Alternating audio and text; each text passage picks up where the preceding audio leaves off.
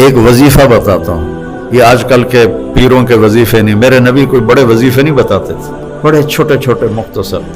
ایک صحابی نے عرض کی، یا رسول اللہ رزق کی تنگی ہے، کوئی وظیفہ بتا دو۔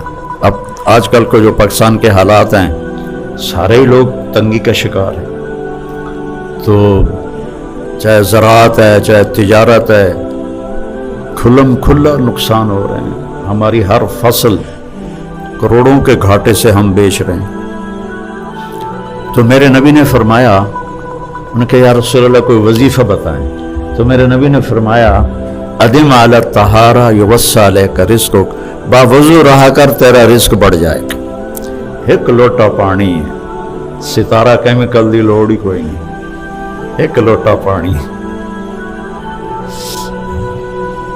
باوضو رہو، اس کا ایک فائدہ اور ہوگا، آپ سے شیطان ڈرے گا،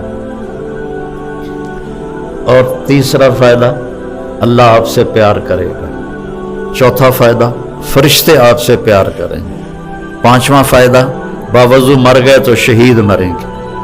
تو اتنی چیزیں اس وضو کے ساتھ جڑی ہوئی ہیں، تو پھر نماز پڑھنے کو بھی دی جائے گا۔ صرف وضو کے کرنے کی سستی سے بچے نماز چھوڑ دیتے ہیں، باوضو رہا کرو، اللہ رزق بڑھا۔